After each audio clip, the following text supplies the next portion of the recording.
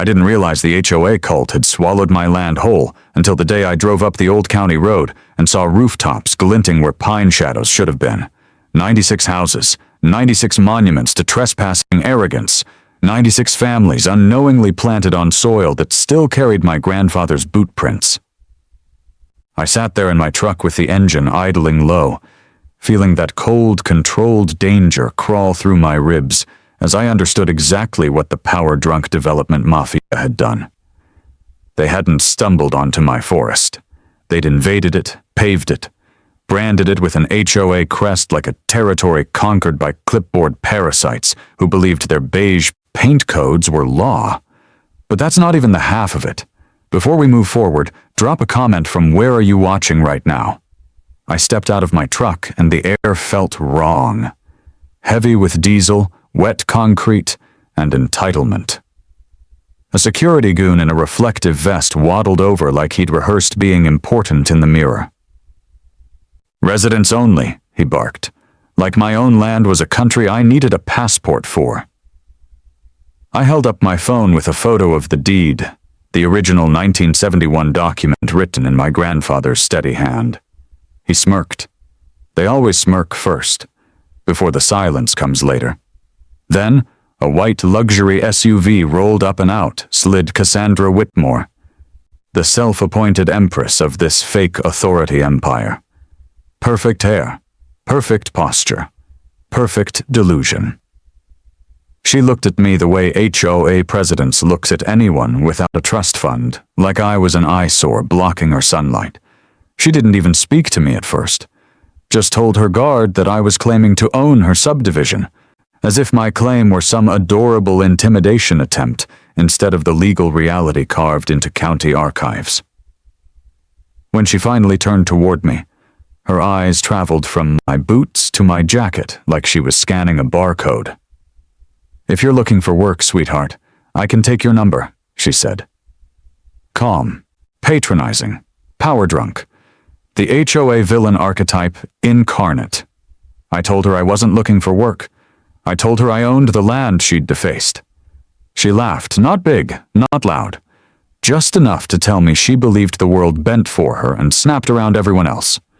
She said her title attorney confirmed the property was abandoned and their adverse possession claim was airtight. She said all 96 homes were pre-sold and families were moving in by Thanksgiving. She said calling the sheriff was easy since they donated heavily to his re-election fund. She delivered all that trespassing arrogance like a lecture to a child. Then she lifted her phone and snapped a picture of my plate. That was her mistake, not the fraud, not the home invasion behavior, the assumption that I was scared. I drove home in silence.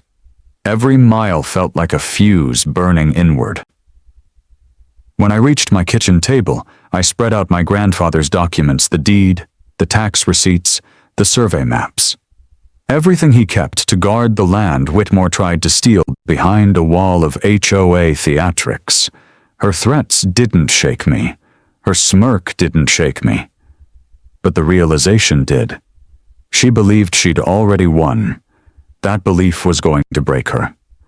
The next morning, her attorney's office called offering me $15,000 if I'd sign a quitclaim deed by Friday. $15,000 for 47 acres worth millions. $15,000 for generational stewardship. $15,000 for silence. That's when everything blew apart. I didn't raise my voice, didn't rage, didn't tremble. I simply said I'd see them in court. Then I hung up. Calm, controlled, dangerous. And I started preparing for a war they had no idea was coming. But they would, very soon. Because the deeper I dug, the more their entire HOA facade began to rot in my hands. And the people who hide behind fake authority always panic when real authority walks in. They just didn't know I was about to bring it. Yet. My name is Dakota Flint, and long before an HOA mafia tried to hijack my land, I lived a quiet life that didn't look like the kind of story that ends with a courtroom full of trembling clipboard tyrants. 47 years old, structural engineer, divorced, 2 kids in college, A Silverado that burns oil like it's allergic to engines. Nothing in my appearance or my bank account screamed danger, and that's precisely why Cassandra Whitmore thought she could roll over me like fresh asphalt. But she didn't know the truth. My grandfather raised me to treat land like legacy, not inventory. He bought those 47 acres in 1971, cash in hand, and documented everything. Every boundary, every tax, every fence post hammered into Colorado soil. He kept leather-bound ledgers that smelled like pine, pipe tobacco, and a lifetime of stubbornness. When he died, he left me the acreage and a handwritten note tucked behind the deed. Don't let the bastards take what's yours. I never planned on needing those words. For 3 years I didn't visit the land because life demanded too much. Double shifts, tuition bills, exhaustion that tasted like metal. But even then, every April, without fail, I paid the property taxes. On time, online. Receipt after receipt sitting in my inbox as proof. And those receipts were about to become weapons sharper than anything Cassandra brought to the table. August rolled around, and I finally went back to the forest with my grandfather's ashes in the passenger seat. I turned off Highway 36, expecting wilderness. Instead, I drove into a trespassing fever dream disguised as a luxury subdivision. Mediterranean houses copy and pasted like an HOA assembly line. Beige paint codes, plastic balconies, roads paved right across the old ridgeline where I used to sit with Grandpa counting constellations. Ridgeline Heights, the entrance sign boasted, carved in stone like an insult. A Whitmore luxury community. I felt something cold settle inside me as the realization hit. They hadn't waited. They hadn't asked. They hadn't stumbled. They'd invaded, and they assumed the silence meant permission. But that silence was just my absence, not my surrender.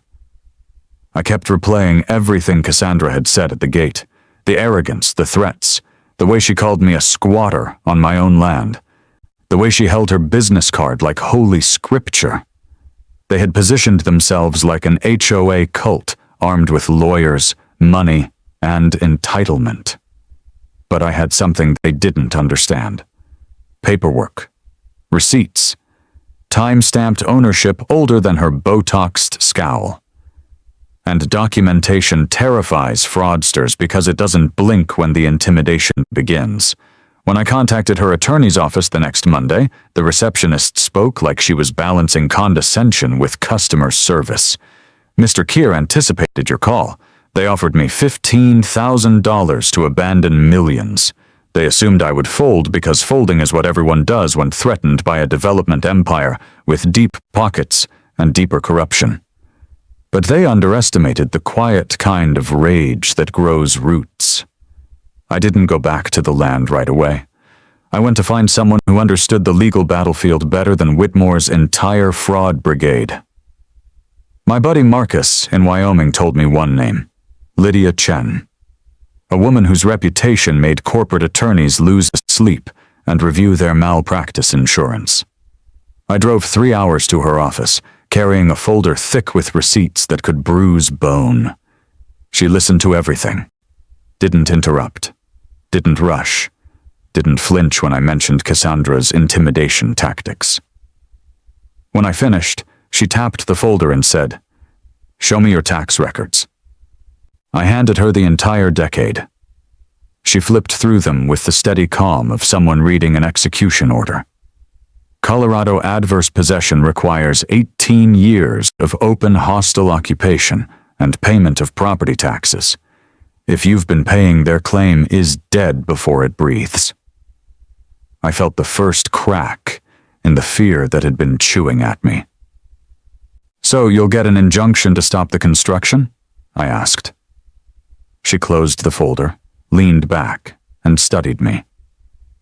"You could stop them now," she said, "but that would drag you into a litigation swamp with 96 families who bought homes believing they were getting the American dream.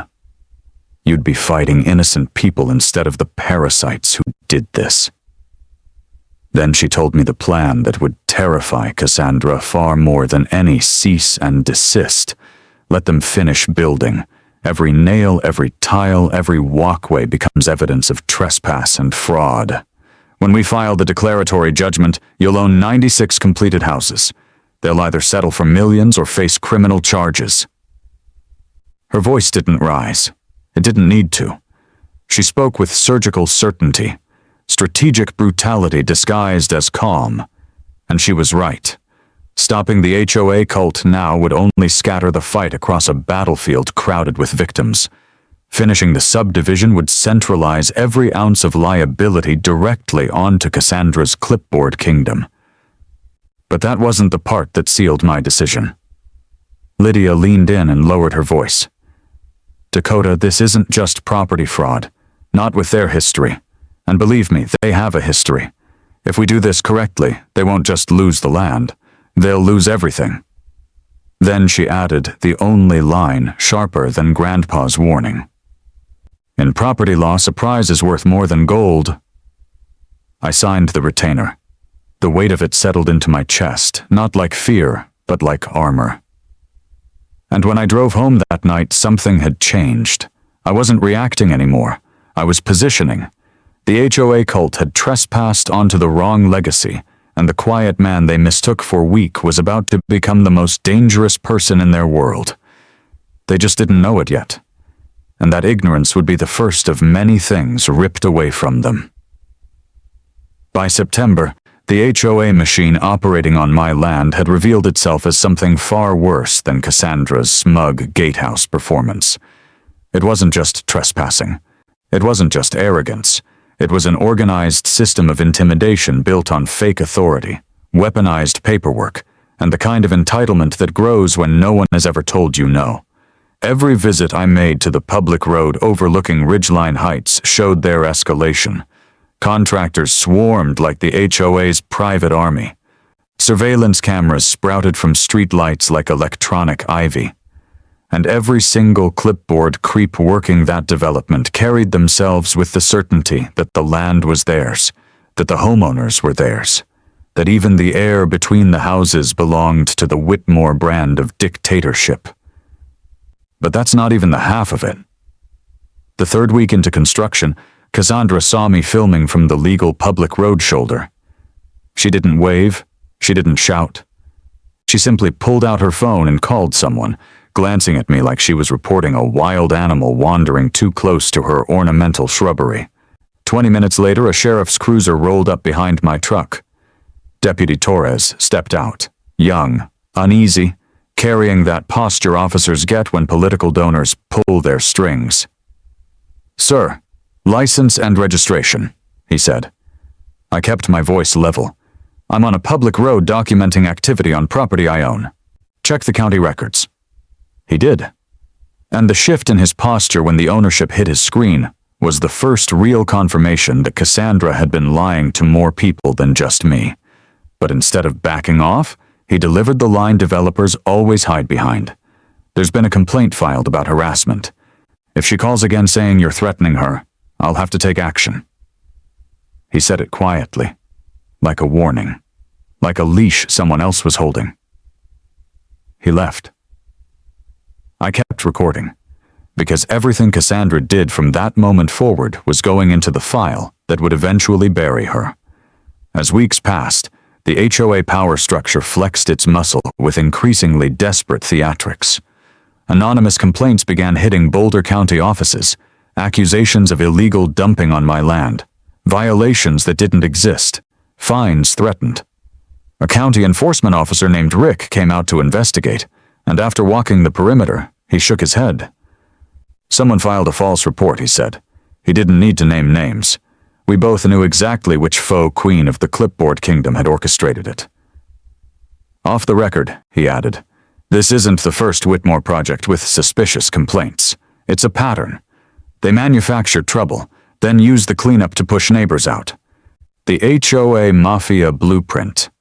That was the moment I realized the abuse wasn't new. Ridgeline Heights wasn't the first time they'd seized land under the camouflage of development paperwork. and HOA bylaws designed to suffocate anyone without corporate backing. They thrived on fear. They thrived on confusion. They thrived on the assumption that regular people would fold long before the first court date. But they'd picked the wrong target. I was documenting everything they threw at me. Every false report. Every sheriff encounter. Every slow drive-by from security. Every intimidation attempt layered beneath polite HOA smiles. I wasn't just watching their fraud unfold. I was letting them create the proof. Lydia had warned me their behavior would escalate. She was right. By November, the first homeowners were moving into houses illegally planted on my land. Children on scooters, families hanging wreaths. A man unloading a grill in a driveway he didn't know was built on a trespassing violation. They weren't the villains. They were casualties of the HOA cult's greed. And the HOA positioned itself as their savior, while painting me as the threat. The power dynamic snapped into place. Cassandra played benevolent ruler of a kingdom built on stolen soil. The HOA board strutted through the streets like a private security force. And every homeowner was fed whatever narrative protected the Whitmore empire. That narrative turned poisonous fast. The week before Thanksgiving, Cassandra sent a certified letter accusing me of trespassing and harassment, threatening legal action if I continued intimidating her community. She included a photo of my truck, taken from inside the subdivision. My license plate circled in red like I was a suspect in a manhunt. I brought the letter straight to Lydia. She read it once and laughed, not kindly. "They're documenting their own fraud," she said. "Every accusation proves they knew there was a dispute and built anyway. The HOA's power-drunk theatrics were giving me ammunition daily. And they weren't slowing down. December hit, and with it came their biggest escalation yet, the smear campaign. Because when corrupt authority can't intimidate you physically, they try to murder your reputation." Late one night, Cassandra posted on a Community Watch Facebook group claiming I was stalking families, photographing children, threatening residents, and pretending to own the neighborhood. The post spread like gasoline fire. Hundreds of shares within hours, my Silverado photo plastered beneath comments calling me a predator. People I hadn't spoken to in years messaged asking if I'd done something. My daughter called crying. My boss put me on leave.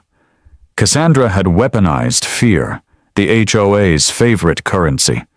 She turned me into a community boogeyman to shield her fraud and reinforce her facade of control. This was no longer just an HOA abusing power. This was character assassination as policy. This was the HOA mafia in full meltdown, clawing at whatever narrative could keep the illusion alive.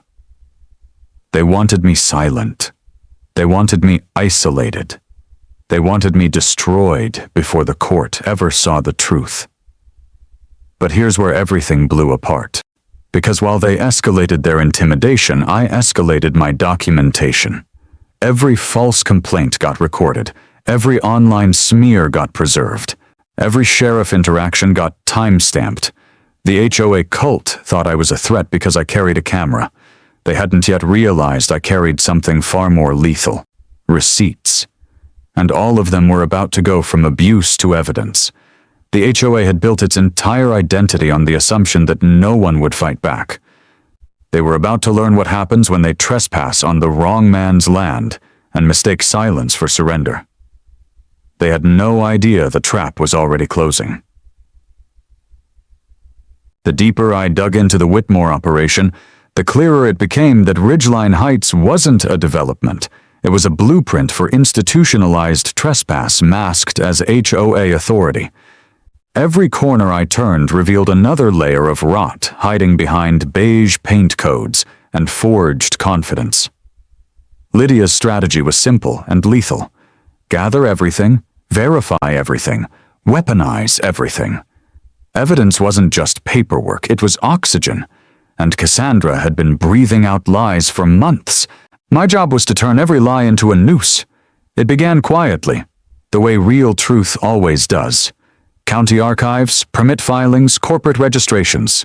Late nights hunched over my laptop with coffee gone cold, while the HOA cult slept comfortably on stolen soil. The first discovery landed like a hammer. Whitmore Development LLC wasn't even a Colorado company. It was registered in Delaware, the corporate graveyard where scammers bury transparency. Cassandra was listed as the sole member, but the financing traced back to Ridgeline Capital Group, owned partly by her husband, Preston, a man whose legal history read like a case study in white-collar trespassing. Construction defects, investor fraud, quiet settlements, sealed records. Lydia called it a pattern. I called it a family business of theft, wrapped in linen suits and HOA arrogance. But that wasn't the revelation that cracked the case open. The real break came when I pulled the Boulder County adverse possession filing. Cassandra had claimed the land was abandoned, that no taxes had been paid, that she had openly occupied the parcel.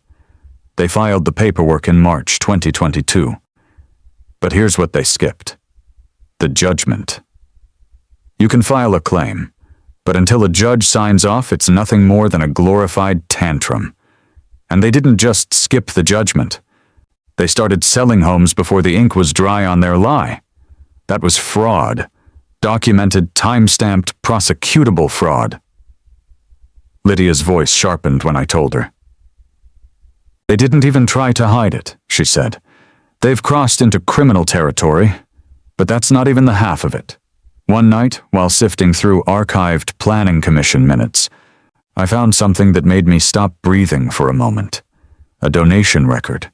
$50,000 from Ridgeline Capital, Preston's firm, sent directly to the Boulder County Commissioner's re-election fund just weeks before the subdivision permits were rubber-stamped. Suddenly, Cassandra's smugness made perfect sense. She wasn't just confident, she was insulated, or so she thought. I handed Lydia everything.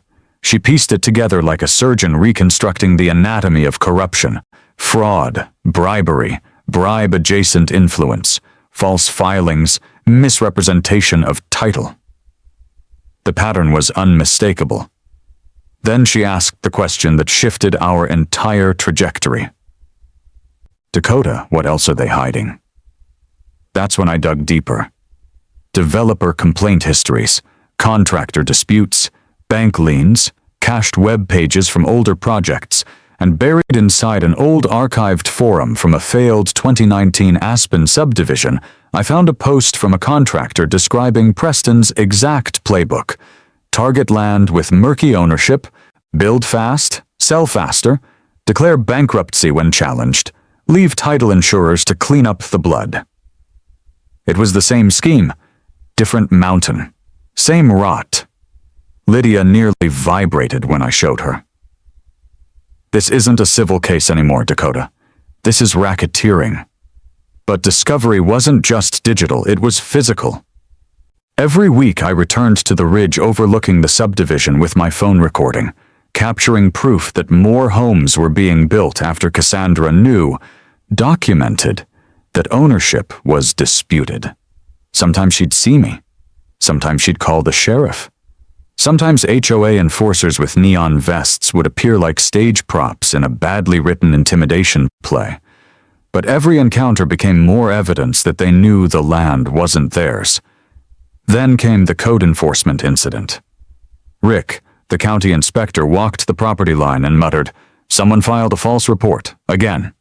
The HOA's favorite tactic, weaponizing bureaucracy against anyone in their way. But this time it backfired. Rick saw right through it. When I told Lydia, she leaned back, eyes narrowing. He's a witness. They're generating a pattern of harassment. Keep everything. That same week, the floodgates opened. After Cassandra launched her smear campaign painting me as a predator, messages poured in, screenshots, comments, community threads, all of them saturated in lies. But this wasn't just defamation. This was proof that Cassandra had been orchestrating a character assassination for weeks, maybe months. Lydia traced the origin of the post to her personal account. She smirked when she showed me the metadata. She did this on her own device. She wants to burn you publicly. Good. Now we burn her legally. But the critical discovery came from a source neither of us expected. A whistleblower. When Lydia emailed me late one night asking to meet first thing in the morning, her message only said, "We have something. Bring coffee." In her office, she showed me the email. The email. Dated February 18th, months before I even arrived at the property. Pressed in writing to Cassandra, acknowledging the land belonged to me, acknowledging the taxes were paid, acknowledging their adverse possession claim wouldn't hold, but suggesting they move fast, file anyway, build anyway, sell anyway, because chaos would bury me. Chaos they planned, chaos they intended, chaos they bragged about. They'd used my land like a chessboard, believing I was a pawn who didn't know the rules. But the email changed everything. It wasn't just fraud, it was premeditation, it was conspiracy, it was the blueprint of their downfall typed in their own words. And the sender of the email? A former partner of Preston's, someone burned in a previous deal, someone finally ready to watch him fall. He'd handed Lydia the fuse. She handed it to me, and when I read it, something inside me shifted. All the harassment, all the trespassing, all the fake authority, all the lies. Everything suddenly aligned into a weapon sharper than any courtroom argument. They had documented their scheme so thoroughly, they might as well have notarized their guilt. Lydia leaned forward.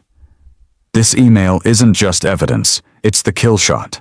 But that's not where discovery ended. It was where it began.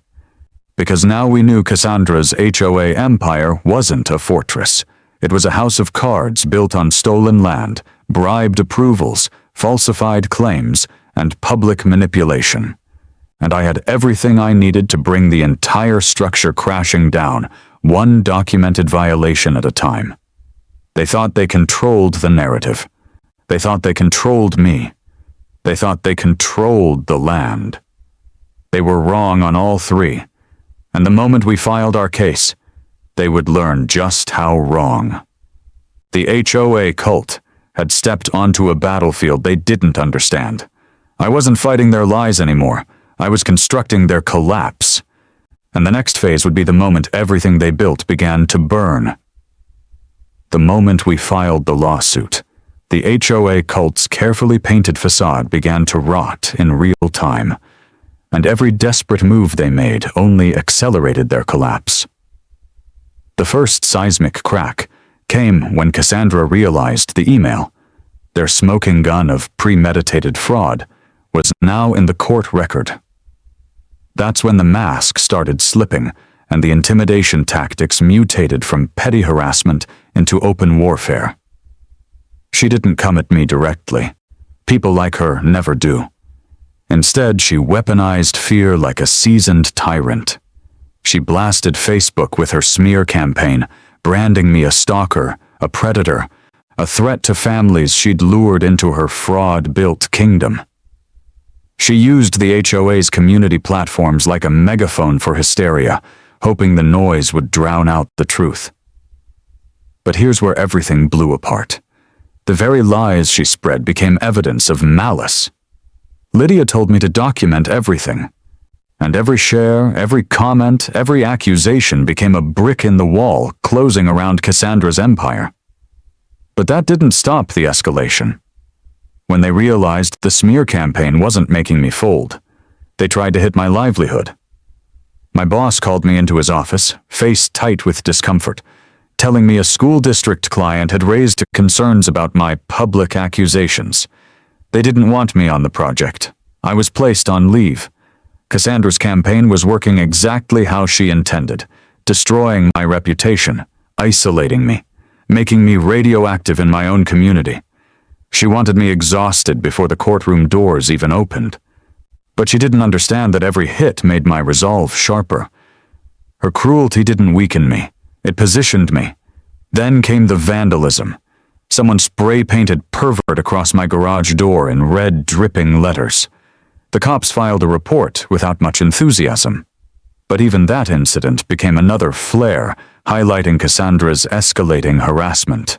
I cleaned the door myself under a cold January wind, thinking of my grandfather's note. Don't let the bastards take what's yours. And I realized Cassandra wasn't trying to take my land anymore. She was trying to take my identity. My daughter called me crying after someone sent her the Facebook post with a message so vile it made her voice break. My son told me a PI showed up at his workplace asking if I'd ever been violent, poking for dirt to twist into a noose. They weren't just aiming at me. They were aiming at my bloodline. Lydia's voice on the phone was ice. Witness tampering, intimidation, interference, all felonies. Keep everything documented. But the HOA cult wasn't finished. They filed an IRS complaint claiming tax irregularities, triggering an audit. A baseless claim designed to bury me in paperwork and fear. It didn't shake Lydia, though. Instead, she sounded almost pleased. They're panicking, Dakota. Desperate people make sloppy choices. We'll subpoena the PI's client list and tie it straight back to the Whitmores. Every intimidation attempt strengthens our case. But the breaking point, the moment the Whitmores lost control, came when their fraud spread beyond the HOA bubble into the wider world. A Boulder real estate blog leaked the sales contracts for all 96 homes, showing buyers had paid $500,000 each for houses on land the developers didn't own. Homeowners panicked. One by one, they reached out to me, devastated and terrified of losing everything. Sarah Chen called me trembling, asking if her family was going to be homeless. These families weren't my enemies.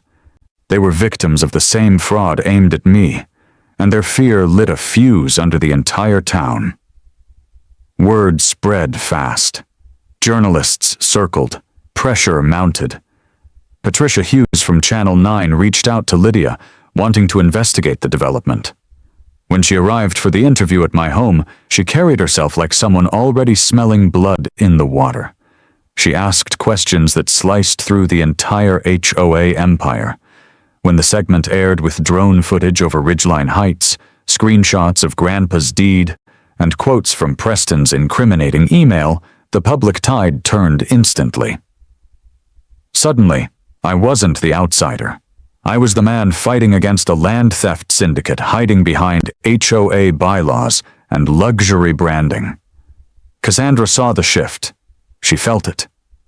And that's when her empire cracked open completely. 2 days after the broadcast, I came home to find my front door ajar. Inside, nothing was stolen, nothing disturbed, except for a single sheet of paper on my kitchen table. Drop it or lose everything. No signature, no fingerprints. But my neighbor had written down the license plate of the man who approached my house. A black Audi. Registered to Apex Investigations, the PI harassing my son. Lydia's voice when I told her was a controlled explosion, breaking and entering, witness intimidation, retaliation, and they're done. 3 days before trial, the title company flipped. Under threat of losing their license and facing criminal liability, they surrendered every email, every payment, every recorded call. They admitted Preston paid them under the table to push the adverse possession filing through. Lydia sounded triumphant when she called me. They've handed us the matchbook and the gasoline. Now we light it. Trial day arrived like a storm rolling over the Rockies. Cold, sharp, inevitable. The courthouse was packed. Homeowners filled the gallery, confused and angry, unsure whether they'd lose their homes or their trust funds or their faith in the system. Cassandra arrived in her immaculate cream suit, carrying the brittle confidence of someone who believed she could still control the narrative with a glare. Preston hovered behind her like a shadow wearing a tie. Lydia placed her hand on my shoulder. Today they collapse. Judge Ramirez entered. And from the moment the trial began, Cassandra's empire crumbled brick by fraudulent brick. Lydia's opening statement was surgical destruction. She laid out every lie, every trespass, every bribe, every intimidation tactic. She held up the email like a trophy, an artifact of arrogance so blatant the courtroom murmured. When the title company took the stand and admitted everything, Cassandra's composure cracked. When Rick from Code Enforcement testified about the pattern of false complaints, her jaw clenched. When Deputy Torres described the sheriff calls, the gallery stirred. But the final blow, the one that split the HOA cult's armor, was Preston's testimony. Lydia walked him into contradiction after contradiction until sweat dripped down his collar. By the time he left the stand, even the homeowners who once defended him looked at him like he was something sour left in the sun. Cassandra refused to testify. Of course she did. Fake authority collapses when questioned under oath. At the end of the day, Judge Ramirez announced she would issue her ruling within 24 hours. Outside the courtroom, homeowners crowded me. Sarah Chen asked the question weighing on all of them. What happens to us? Lydia nodded for me to answer. You keep your homes, all of you. The fraud committed against me won't become a punishment for you. And for the first time in months, hope broke through fear in that hallway. But behind us, Cassandra stared with a hatred sharpened by the realization that her power trip was over. Not one of them could look her in the eye. And the next day, when the ruling came down, her entire empire finally collapsed in full. When Judge Ramirez's ruling detonated across Boulder County like a legal earthquake, Cassandra and Preston still believed they had one move left, some desperate final lever they could yank to salvage their empire of fraud. But this was the part they never understood, the moment their lies unraveled in court. Their power evaporated. Everything after that became cleanup, and cleanup was Lydia's domain. She didn't celebrate. She didn't gloat. She simply said, "Now we seal the coffin." And she meant it. The morning after the ruling, I walked into her office with the weight of 4 months finally lifting off my shoulders. She didn't greet me with congratulations. She gestured at the wall-length whiteboard now overflowing with new arrows, dates, names, and legal codes. "We're not done," she said. "Winning the ruling is only phase 1. Her voice was calm, clinical, controlled dominance. The next step is ensuring the fraud artists never resurrect themselves. Preston and Cassandra were already scrambling. Lydia had intercepted their emergency filings, motions for reconsideration, jurisdiction challenges, even an attempt to transfer venue to Denver. All denied, all pathetic. Their attorneys had abandoned the polished corporate tone and were now sending frantic, typo-riddled emails at midnight begging for clarification on judicial deadlines. Lydia had one response to all of it: tell them to comply or choke on sanctions. But that was just the beginning. The real retaliation began when Lydia filed a federal notification packet with the U.S. Attorney's Office.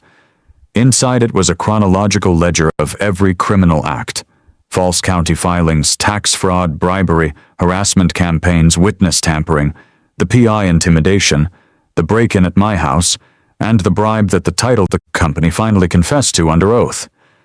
Lydia called it the Ridgeline Bible.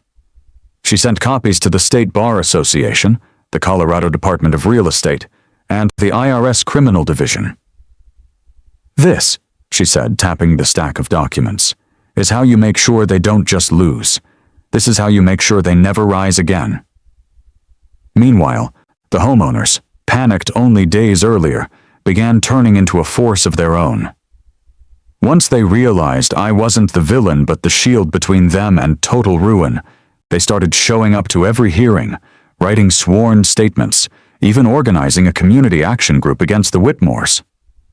Lydia raised an eyebrow when she saw the growing number of residents willing to testify about the lies they'd been fed. "Public pressure is a weapon," she murmured. "We'll use it." Here's where everything blew apart. The title company's confession triggered a mandatory federal audit of every Whitmore development in the last 10 years. Investigators pulled permits, traced bank transfers, subpoenaed loan documents, and quickly uncovered 2 more projects with suspicious filings. Lydia leaned back in her chair when she got the confirmation email. "This is organized fraud," she said with quiet satisfaction. "And organized fraud means RICO. A RICO charge is the nuclear option in civil law. It transforms a property dispute into a racketeering case, treble damages, criminal forfeiture, personal asset seizure. It meant the Whitmores were no longer fighting to save their development. They were now fighting to stay out of prison. I felt something settle in me then, something cold and steady. This wasn't just revenge. This was justice engineered with surgical precision. Lydia continued her demolition in silence. She filed asset freeze motions that locked the Whitmores' accounts before they could move money. She subpoenaed the PI's internal communication logs, proving Cassandra and Preston had directly ordered harassment of my kids. She filed a personal liability motion to prevent the Whitmores from hiding behind LLC protections. "They used their corporation to commit fraud," she explained. "So we're piercing the corporate veil. They pay with their own pockets now." Every filing was a blade.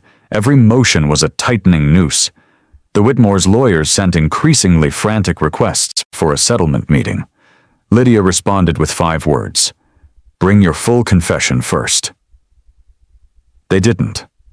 Instead, they tried one more intimidation tactic, showing up in the Ridgeline neighborhood pretending to apologize to residents while secretly recording conversations.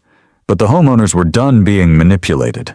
Someone filmed Cassandra whispering to a resident that I had manufactured the lawsuit for profit. The clip hit social media within hours. The comments shredded them. By then, the Whitmores had lost everything except their delusion that they still controlled the narrative. But the moment everything snapped was when Lydia notified me that the U.S. Attorney's Office officially accepted the case for criminal review. Fraud, bribery, tax crimes, racketeering. She looked at me across her desk, expression unreadable. "This is irreversible," she said.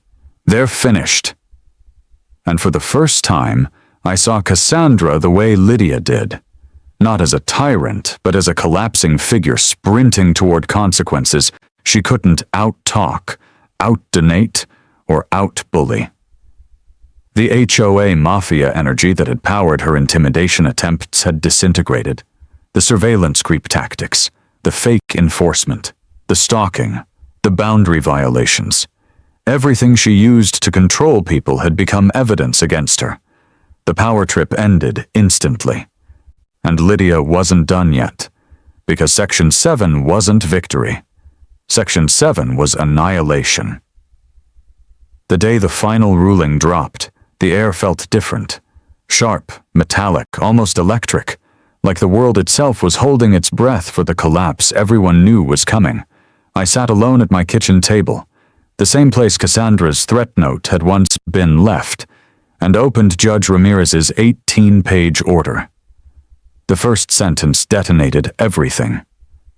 The defendants engaged in a calculated, systematic scheme to defraud the rightful landowner and the public. That was it, the blade, the end. The HOA mafia overlords who strutted across my land like they owned the soil beneath their designer shoes were crushed in a single paragraph. And buried under the remaining 17 pages was their total obliteration. Title transferred, damages awarded, attorney fees imposed, federal referrals initiated, criminal investigations triggered. Cassandra and Preston didn't just lose. They were dismantled. I walked out onto the porch and breathed in the cold Colorado morning, the snow resting quietly on the pines the way it used to when this land was untouched. For the first time since discovering the subdivision, my chest didn't feel tight. No fear, no dread, just control. Settled, unshakable control. But that wasn't the real victory. It came 2 weeks later, at the town hall meeting I called inside the unfinished Ridgeline Heights clubhouse. 96 families packed into that room, fear in their eyes, waiting to be told whether their lives were about to be uprooted. These people weren't the villains. They were collateral in Cassandra's ambition, victims of her fake authority, pawns in a trespassing empire she pretended was a community. I stood at the front, Lydia beside me like a quiet executioner, and told them exactly what they needed to hear. You keep your homes. Every one of you. The silence broke into sobs, cheers, hugs, relief flooding the room like light pouring into a windowless basement. I wasn't taking anything from them. I wasn't here to repeat Cassandra's cruelty. I transferred the land into a community trust, let them keep their houses, their dignity, their stability. Watching their faces shift from terror to gratitude was the moment I realized the true humiliation for Cassandra wasn't the legal loss. It was knowing that the man she tried to destroy gave these families more security in one sentence than she had in a year of lies. Meanwhile, Cassandra's world burned. Preston was indicted on federal fraud charges. Cassandra's plea deal barred her from ever working in real estate again. Their assets were auctioned. Their names became poison in every professional circle. Even the private investigator who tried to intimidate my son flipped and provided testimony to save himself. Every enemy who had tried to trespass on my life, my land, my family, was now clawing for air in a trap they built themselves. And here's the part that will always stay with me. The day the community installed the new entrance sign, no longer Ridgeline Heights, but Flint Pines Community Trust, they invited me to cut the ribbon. When the tarp dropped and my grandfather's name appeared in polished steel, the applause hit me harder than any courtroom victory. I kept 5 acres for myself, the untouched forest at the northern ridge. That's where I built my cabin. Nothing fancy, just quiet, honest. Mine. Some evenings I sit on the porch with a mug of black coffee, listening to the wind push through the old pines. Deer wander through the clearing. Snow settles on the roof in a soft, patient rhythm. My kids visit more now. Emma brings her law student boyfriend who still asks me questions about the case. Tyler helps me split firewood and pretends it's fun. And sometimes I read Grandpa's note again, the one he tucked into the deed decades ago. Don't let the bastards take what's yours. He was warning me, but maybe he was also preparing me. Because this wasn't just about land. This was about refusing to bow to fake authority, refusing to let an HOA mafia rewrite reality with paperwork and intimidation. This was about proving that when you stand your ground with receipts, composure, and cold resolve, even the loudest tyrants fall silent. And in the end, when the dust settled and the last legal echo faded into quiet mountain air, one truth remained undeniable. HOA went dead silent.